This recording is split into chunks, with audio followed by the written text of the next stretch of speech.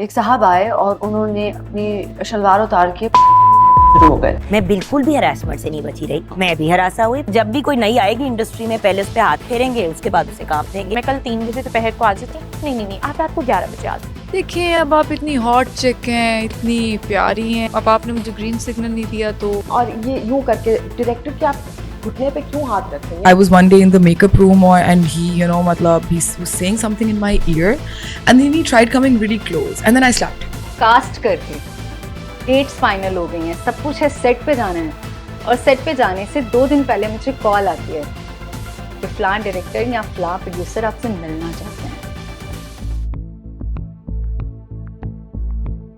وہ سارا سے اکیلے ملنے کے لیے بےتاب ہو رہا تھا.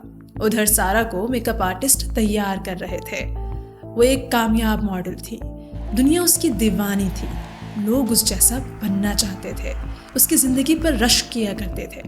لیکن وہ تو تھک چکی تھی, اذیت میں تھی, پچھتا رہی تھی, سب کچھ چھوڑ کر بھاگنا چاہتی تھی. مگر کیوں؟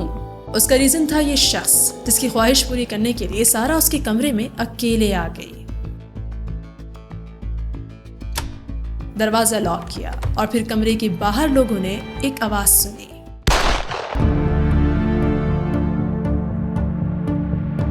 سارا نے اس شخص کو مار ڈالا. مگر اس شخص کا اور سارا کا سین کیا تھا؟ وہی سین جس کے بغیر بالی ووڈ, ہالی ووڈ, لالی ووڈ میں کوئی سین نہیں ملتا. ڈرامے سے ایکٹریسز کے نام کاٹ دیے جاتے ہیں, نہ کہنے پر کریئر شروع ہونے سے پہلے ہی ختم کر دیے جاتے ہیں, آگے بڑھنے کے دروازے بند کر دیے جاتے ہیں. میل ہو یا پھر فیمیل, اگر اس انڈسٹری میں نام بنانا ہے تو اس سین سے گزرنا پڑتا ہے. ایک ایسا سین جہاں نہ لائٹ ہوتی ہے نہ کیمرہ, مگر آن کیمرہ ایکشن کا ایکسیس اسی سین سے ملتا ہے. سب کے سب نہیں, بیشتر کو اسی راستے سے گزرنا پڑتا ہے. جانتے ہیں مگر سب رکھتے ہیں اس ریالٹی کو ان سین. تو چلیے آج جانتے ہیں ڈرامہ اور فلم انڈسٹری کا بیہائنڈ دی سین.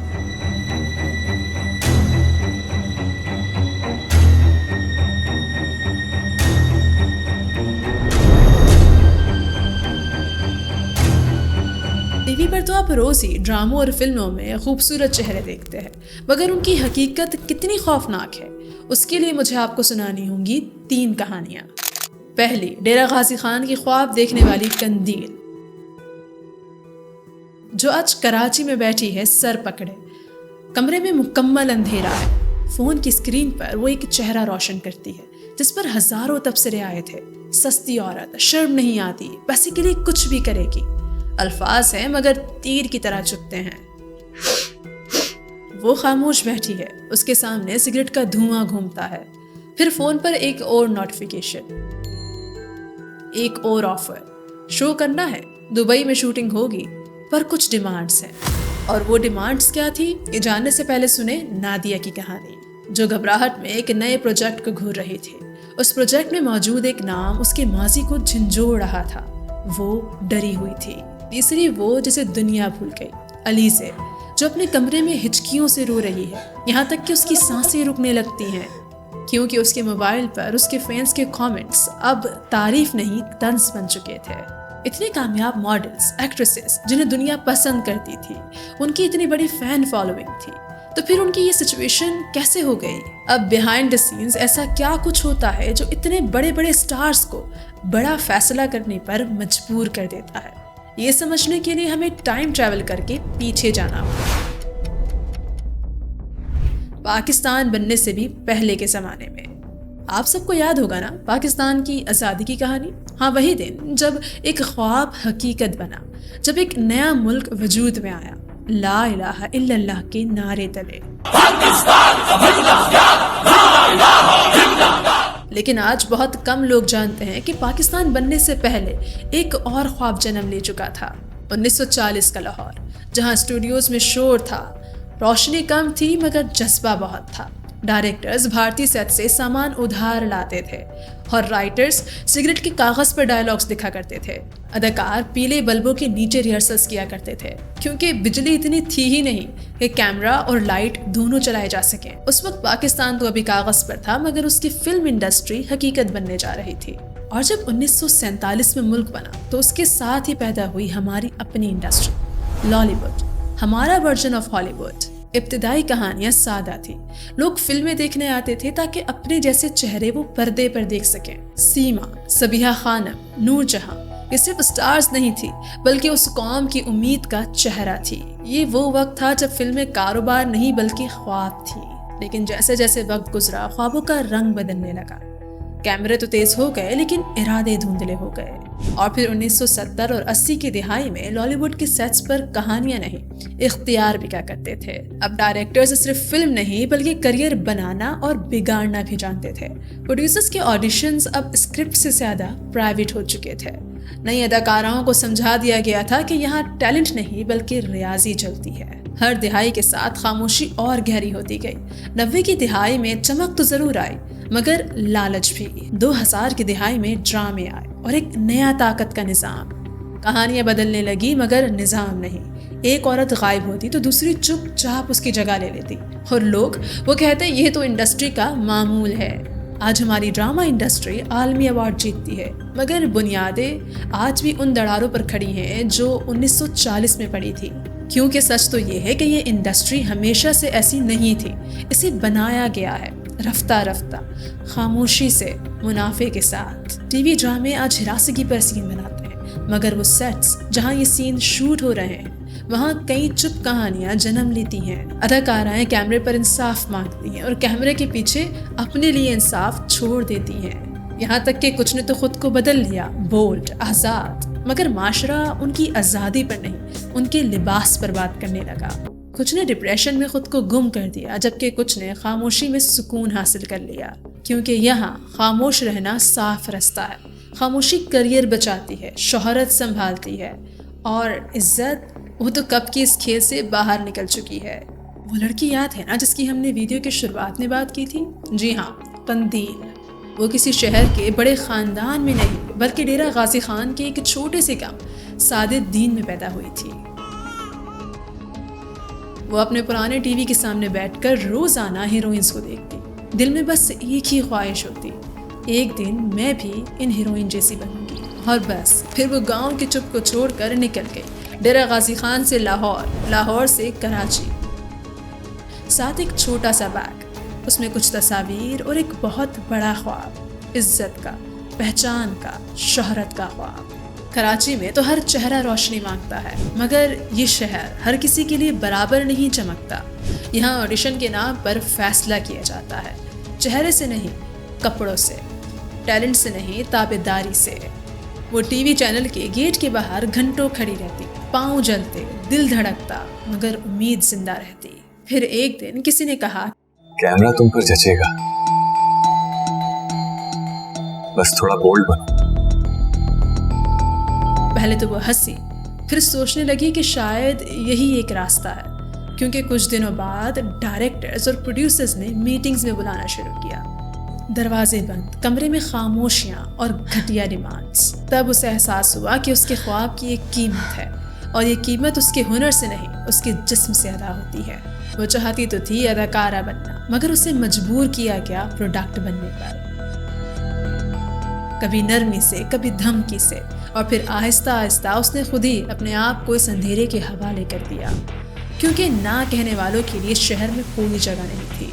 कैमरा उसके लिए सिर्फ एक आला नहीं था बल्कि एक कैद बन चुका था जहां वो मुस्कुराहट बेचती थी, लाइक्स के बदले में, शोहरत की लालच में या फिर शायद बस सुने जाने की ख्वाहिश में। कंदील बलोच, एक ऐसा नाम जो पहले एक मजाक बना, फिर एक स्कैंडल और आखिर में एक सानेहा। उसके फेसबुक लाइव्स पर वो खुद ही कहती थी, मैं भी किसी से कम नहीं हूँ, मैं भी वही करती हूँ जो ये मर्द रोजाना करते हैं। बस फर्क सिर्फ इतना है कि उन्हें इज्जत मिलती है और मुझे गालियाँ। और वो सच कहती थी क्योंकि पाकिस्तानी एंटरटेनमेंट इंडस्ट्री में औरत को तभी सुना जाता है जब वो खामोश रहती है। 2015 तक उसके फेसबुक पर 7 लाख से ज़ायद फॉलोअर्स थे। वो एक नाम बन चुकी थी मगर मीडिया ने उसे कभी भी संजीदा नहीं लिया बल्कि मजाक बनाकर रख दिया। टीवी शोज के इंटरव्यूज में उस पर कह लगाए जाते और वो भी साथ मुस्कुराती क्योंकि उसे पता था यही उसकी वाहिद जगह है, स्क्रीन के बीचों बीच। फिर एक दिन टीवी प्रोग्राम में उसका नाम, उसका पता, उसका बाप सब नशर कर दिया गया। वो कैमरा जिसने उसे बनाया था उसी ने उसकी जान ले ली। वो घर वापस गई, शायद छुपने, शायद सुलह करने। लेकिन फिर अगली सुबह اخبار میں ایک سرخی چھپتی ہے، قندیل بلوچ قتل، قاتل اس کا اپنا بھائی، وجہ عزت۔ لیکن سچ تو یہ ہے کہ قندیل کو صرف اس نے نہیں مارا بلکہ ہم سب نے مل کر مارا ہے۔ ہر مذاق، ہر گالی، ہر ویڈیو کلپ پر چلنے والا ایک کامنٹ، ہم سب اس کے قتل میں شریک تھے۔ اس کی موت کے بعد پاکستانی میڈیا نے اسے پاکستان کے کم کارڈیشین کا ٹائٹل دیا۔ یہ وہ لڑکی تھی جو خواب دیکھنا چاہتی تھی، لیکن ہم نے اس کے خواب کو ہی جرم بنا دیا۔ اب بڑھتے ہیں اپنی اگلی کہانی کی طرف۔ تمہیں یاد ہے علیزے؟ ہاں، وہی چہرہ جو معصومیت کی پہچان بن گیا تھا، وہی لڑکی جس نے صرف ایک ڈرامے عہد وفا میں دعا کے کردار سے تمام پاکستانیوں کا دل جیت لیا تھا۔ محض 17 سال کی تھی، چھوٹی سی عمر، بڑے خواب اور ایک یقین کہ وہ اپنے ٹیلنٹ سے سب کچھ بدل سکتی ہے۔ لیکن وہ نہیں جانتی تھی کہ اس انڈسٹری میں محنت سے زیادہ چیزیں بیچی جاتی ہیں۔ پھر ایک دن وہ بھی سمجھ گئی، یہاں کردار حاصل کرنے کے لیے اداکاری نہیں بلکہ کچھ اور دینا پڑتا ہے، ایک ایسی قیمت جو ہر خواب دیکھنے والی لڑکی سے وصول کی جاتی ہے، اور وہ قیمت اکثر اس کے جسم سے ادا ہوتی ہے۔ علیزے خاموش ہو گئی، آہستہ آہستہ اسکرین پر سے غائب ہو گئی۔ لوگ حیران ہو گئے، آخر کو کہاں گئی؟ اتنی ٹیلنٹڈ لڑکی تھی، کہاں غائب ہو گئی؟ مگر کسی نے یہ نہیں پوچھا کہ اس کے ساتھ ہوا کیا۔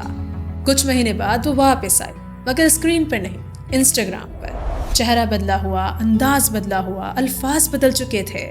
وہی چہرہ جو کبھی معصوم لگتا تھا بولڈ کہلانے لگا، اور بس لوگوں نے نام رکھنا شروع کر دیے۔ یہ وہی لڑکی ہے، کتنی بگڑ گئی ہے، لگتا ہے شہرت نے اس کا دماغ خراب کر دیا ہے۔ جیسے ہی پیسہ ملتا ہے ان کے کپڑے چھوٹے ہو جاتے ہیں۔ مگر کسی نے یہ نہیں سوچا کہ شاید شہرت نے نہیں بلکہ نظام نے بگاڑ دیا ہے۔ اس کی پوسٹ، اس کی تصویریں، اس کی ہنسی کے پیچھے ایک تھکن چھپی ہوئی تھی۔ وہ پوسٹ کرتی پھر ڈیلیٹ کرتی، سٹوری لگاتی پھر آرکائیو کر دیتی، کامنٹس بند کرتی اور پھر دوبارہ کھول دیتی، جیسے وہ خود ہی نہیں جانتی تھی کہ وہ غائب ہونا چاہتی ہے یا پھر دکھائی دینا چاہتی ہے۔ یہ وہی کنفیوژن ہے جو اس انڈسٹری کے کئی چہروں کے پیچھے چھپی ہوئی ہے، اندر سے ٹوٹی ہوئی مگر باہر سے مضبوط دکھنے کی کوشش۔ اور بس پھر جب لوگوں کے سوال بڑھنے لگے، ٹرولز بڑھنے لگے، تو علیزے نے بھی اپنی چپ توڑ دی۔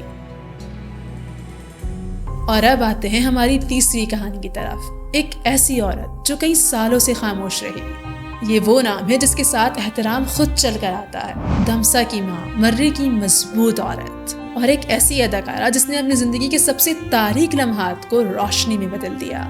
مگر یہ روشنی آسانی سے نہیں ملی۔ یہ اس وقت کی بات ہے جب نادیہ جمیل کا کریئر اس کے عروج پر تھا، ایک کے بعد ایک کامیاب ڈرامہ، لوگ اسے مثالی عورت کہتے تھے۔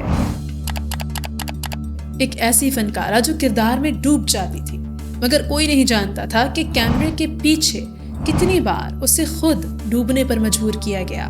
سالوں بعد نادیہ نے وہ سچ بول دیا جس کے بارے میں انڈسٹری سالوں سے خاموش رہی تھی۔ مجھے ایک بہت مشہور ڈائریکٹر نے ہراساں کیا ہے، بس اتنا کہا اور خاموش ہو گئی۔ نام نہیں لیا، چہرہ نہیں بتایا، لیکن یہ ایک جملہ پورے نظام کے اوپر پڑے ہوئے نقاب کو اتارنے کے لیے کافی تھا۔ I was asked, I was harassed in the industry by by a very famous person. a famous director. Nadia نے کہا کہ مجھے افسوس ہے کہ میں نے اس وقت آواز نہیں اٹھائی۔ پتہ نہیں کتنی ہی لڑکیاں میری خاموشی کی قیمت ادا کر چکی ہوں گی، لیکن اس کی خاموشی کی ایک وجہ تھی، وہ 2 بیٹوں کی ماں ہے۔ اس نے کہا کہ میں انتظار کر رہی ہوں اپنے بیٹوں کے سمجھدار ہو جانے کا، جب ان کے غصے میں عقل آ جائے گی میں تب بولوں گی، کیونکہ ابھی اگر میں نے سچ بول دیا تو وہ اس آدمی کو زندہ نہیں چھوڑیں گے۔ یہ جملہ سن کر لمحے بھر کے لیے سب چپ ہو گئے، کمرے میں خاموشی پھیل گئی، وہی خاموشی جو شاید نادیہ کے اندر برسوں سے گونج رہی تھی۔ اس نے مزید کہا کہ میں کسی ایسے ماحول میں نہیں جانا چاہتی جہاں زہریلے لوگ موجود ہوں، مجھے ان سب سے دور رہنا ہے۔ یاد رکھیں کہ یہ وہی پاکستان ہے جہاں عورت بولے تو بے حیا کہلائی جاتی ہے اور چپ رہے تو کمزور۔ یہاں protection against women at work place act 2010 میں ہی بن گیا تھا، مگر انصاف کہیں راستے میں ہی رہ گیا۔ یہاں پچھلے چند سالوں میں 5000 سے زائد ہراسمنٹ کی شکایات موصول ہوئی ہیں، ان میں سے تقریباً 3600 خواتین کی طرف سے ہیں۔ لیکن اصل سوال تو یہ ہے کہ کتنی عورتیں آج بھی نہیں بولتی، کتنی فائلز بند دروازوں میں پڑی ہیں اور کتنی زندگیاں ان فائلز کے نیچے دبا دی گئی ہیں۔ ایک اور رپورٹ کے مطابق پاکستان میں 93% خواتین اپنے کام کی جگہ پر کسی نہ کسی صورت میں ہراسگی کا شکار ہوتی ہیں۔ جی ہاں، 93% خواتین، یعنی کہ اگر ایک دفتر میں 10 خواتین کام کر رہی ہیں تو اس میں سے صرف 1 محفوظ ہے، یا شاید وہ بھی نہیں۔ یہ صرف پاکستان کی کہانی نہیں ہے، می ٹو موومنٹ نے دنیا بھر میں طوفان اٹھا رکھا ہے۔ یہی کاسٹنگ کاؤچ کلچر ہے جو دنیا بھر میں فلم انڈسٹری کا ایک کالا دھبا بن چکا ہے۔ 1923 کی دہائی میں پرانے ہالی ووڈ کا زمانہ، جہاں پروڈیوسرز شہرت کے بدلے خاموشی مانگتے تھے، اسے کہتے تھے کہ یہ تو بزنس کا حصہ ہے، اور صدیوں تک اس پر کسی نے سوال نہیں اٹھایا، کیونکہ جو عورت بولتی تھی اس کی کہانی اسکرین پر پہنچنے سے پہلے ہی مٹا دی جاتی تھی۔ اور پھر جب روشنی بالی ووڈ پہنچی تو وہی نظام ساتھ آیا، وعدے وہی، بس زبان مختلف، ہوٹل کے کمروں میں آڈیشن، آدھی رات کی میٹنگز، اور اگر انکار کرو تو تم غیر تعاون کرنے والے مشکل انسان بن جاتے۔ اور بالکل اسی طرح جب ہماری انڈسٹری پیدا ہوئی تو وہ خاکہ یہاں بھی آیا۔ پاکستان بھی سب سے بچ نہ سکا۔ خاموش رہنا صرف بچاؤ نہیں تھا، یہ پیشہ ور ہونے کی نشانی بن چکا تھا۔ ڈائریکٹرز، پروڈیوسرز، ایجنٹس، یہ سب ایک خاموش ڈیل کے حصے دار ہیں۔ تم رول چاہتی ہو، تمہیں رولز توڑنے ہوں گے۔ تم کام چاہتی ہو، تمہیں کام کے وقت خاموش رہنا ہوگا۔ ہالی ووڈ کے ایک سروے کے مطابق ہر 3 میں سے 2 خواتین پچھلے کچھ سالوں میں کسی نہ کسی صورت میں ہراسانی کا نشانہ بنی ہے۔ بالی ووڈ میں بھی کئی بڑے نام سامنے آئے، مگر نظام آج بھی ویسا کا ویسا ہی ہے۔ پاکستان میں خاص طور پر میڈیا اور تفریحی انڈسٹری میں یہ مسئلہ اور بھی گہرا بن جاتا ہے۔ ایک حالیہ سیمینار میں بتایا گیا کہ 85% خواتین کسی نہ کسی صورت میں اپنی ورک پلیس پر ہراسانی کا شکار ہوتی ہیں۔ یعنی کہ قانون ہے، شکایات ہیں، مگر فیصلے اکثر زیر غور رہتے ہیں۔ کئی رپورٹس کے مطابق درجنوں ایسے کیسز ہیں جو زیر سماعت ہیں، اور کئی ایسے ہیں جو کبھی سنوائی تک پہنچ ہی نہیں پاتے۔ یہ صرف نمبرز نہیں ہے، یہ ان عورتوں کی دھڑکنیں ہیں جو کیمروں کے پیچھے، میک اپ کے نیچے اور کرداروں کے پیچھے اپنا خوف چھپاتی ہیں۔ اور جب تم یہ سب سنتے ہو تو صرف ایک لمحے کے لیے سوچو، ہم میں سے کتنے ہی لوگ یہ سن کر صرف آگے بڑھ جاتے ہیں؟ کتنے ہی لوگ یہ تو انڈسٹری ہے، ایسا ہی ہوتا ہے کہہ کر آگے نکل جاتے ہیں، اس درد کو معمول بنا دیتے ہیں۔ یہ تمام ڈیٹا چیخ کر کہتا ہے مسئلہ صرف مردوں کا نہیں، بلکہ ایک ایسے نظام کا ہے جہاں طاقت کردار سے بڑی ہوتی ہے، اور خاموشی کو عزت کا نام دے دیا گیا ہے۔ یہ خاموشی ہمیشہ نہیں رہے گی، کیونکہ جب اعداد بولنے لگتے ہیں تو سچ چھپ نہیں سکتا۔ لیکن یہ خاموشی صرف عورتوں کی بھی نہیں بلکہ مردوں کی بھی ہے۔ وہ مرد جو بول نہیں پاتے، جو ڈرتے ہیں کہ اگر سچ بول دیا تو ان کی مردانگی پر سوال اٹھ جائیں گے۔ ایک ایوارڈ یافتہ پاکستانی فلم ساز جنہوں نے 13 سال بعد اپنی خاموشی توڑی اور بتایا کہ ایک بہت بڑے میڈیا ٹائکون نے انہیں جنسی زیادتی کا نشانہ بنایا تھا، اور جب اس وقت انہوں نے یہ بات اپنے دوستوں کو بتائی تو کسی نے ان کی بات پر یقین نہیں کیا۔ جب پاکستان میں می ٹو مہم پر حملے ہو رہے تھے اس وقت انہوں نے بولا، کیونکہ خاموش رہنا اس کے ضمیر کو کھا رہا تھا۔ پھر ایک اور نوجوان اداکار بول پڑا، صرف 17 سال کا تھا، آج اس کا پہلا دن تھا شوٹنگ پر۔ کراچی کے ایک تھیٹر میں اپنی پہلی پرفارمنس کے دوران ڈائریکٹر نے صرف ایک غلطی پر اس کے آگے سے مٹھی بھر بال پکڑ کر اسے زمین پر دھکیل دیا۔ وہ زمین پر گر گیا، سب کے سامنے ذلت اٹھانی پڑی۔ ڈائریکٹر نے اس پر چلا کر کہا، یہ ہے تمہاری تربیت۔ یہ وہی وقت تھا جب اس نے اداکاری اور ذلت کے درمیان کی لکیر کو مٹتے ہوئے دیکھا۔ اداکارہ مہر بانو نے بھی اپنے ایک انٹرویو میں کہا کہ یہ مسئلہ صرف لڑکیوں کا نہیں بلکہ لڑکے بھی اس انڈسٹری میں ہراسانی کا شکار ہوتے ہیں۔ لڑکیاں ہیں اور لڑکے ہیں جو کہ ہراسمنٹ فیس کرتے ہیں، چاہے وہ آن سیٹ ہراسمنٹ ہو یا وہ آف سیٹ ہراسمنٹ ہو، یا وہ کام کسی کو دینے کے لیے کوئی بولتا ہے کہ یہ کر لو تو کام مل جائے گا۔ یہ جملہ تو سادہ ہے مگر اس کے پیچھے ایک پورا نظام چھپا ہوا ہے جہاں طاقتور اپنے مقام کو ہتھیار کی طرح استعمال کرتے ہیں۔ یہ صرف فلم انڈسٹری اور ڈرامہ تک محدود نہیں ہے بلکہ باڈی بلڈنگ اور ماڈلنگ میں بھی اسی طرح سے نوجوان لڑکوں کو بڑے بڑے خواب دکھا کر ان کا غلط فائدہ اٹھایا جاتا ہے۔ غریبی، کمزوری اور خواب، ان سب کو ملا کر بنایا جاتا ہے ایک جال، ایک ایسا جال جہاں جسم کرنسی بن جاتا ہے۔ تو آخر میں یہ سارا نظام صرف عورتوں کے خلاف نہیں بلکہ انسانیت کے خلاف ہے۔ یہ نظام وہ زہریلی مردانگی پیدا کرتا ہے جو خود کو طاقت سمجھتی ہے مگر اندر سے دراصل ایک خوف کی شکل ہے۔ اگر ایک عورت بولتی ہے تو لوگ اس کے کپڑوں پر سوال اٹھاتے ہیں، اور اگر ایک مرد بولتا ہے تو اس کی مردانگی پر سوال اٹھاتے ہیں۔ یہ وہی نظام ہے جہاں ہراسانی ایک لفظ نہیں بلکہ ایک کلچر بن چکا ہے، جہاں لوگ کہتے ہیں برداشت کر لو، یہ انڈسٹری ایسی ہی ہے، لیکن نہیں، یہ انڈسٹری ایسی نہیں ہونی چاہیے۔ یہ وہ لمحہ ہے جہاں ہر کہانی ایک دوسرے کے ساتھ جڑتی ہے۔ علیزہ شاہ کی خاموشی، نادیہ جمیل کا ایک فیصلہ اور بے شمار نامعلوم چہروں کا درد، یہ سب مل کر ایک تصویر بناتے ہیں، ایک ایسی سچی تصویر جسے ہم سب نہیں دیکھنا چاہتے۔ یہ انڈسٹری بیمار ہے، और अगर तुम समझते हो कि टीवी को बंद कर देने से सब खत्म हो जाएगा तो तुम गलत हो। इसे बंद करने से सिर्फ रोशनी जाती है, अंधेरा नहीं। मसला स्क्रीन पर नहीं, उसके पीछे मौजूद जहनों में है, और जहन तभी बदलते हैं जब उन पर बात की जाती है। खामोशी ने हमें आज तक कुछ भी तो नहीं दिया, ना इंसाफ ना सुकून। अब शायद वक्त है कि हम सब बोलें, ना सिर्फ औरतें बल्कि मर्द भी, और वो भी जो खामोश तमाशाई बने रहे। याद रखें कि बदलाव तब आता है जब बात करने वाले थकते नहीं बल्कि एक दूसरे का हाथ पकड़ लेते हैं। एहतसाब सिर्फ अदालतों से नहीं होता बल्कि घर से शुरू होता है, इस सोच से कि ताकत कमजोर पर हक नहीं देती।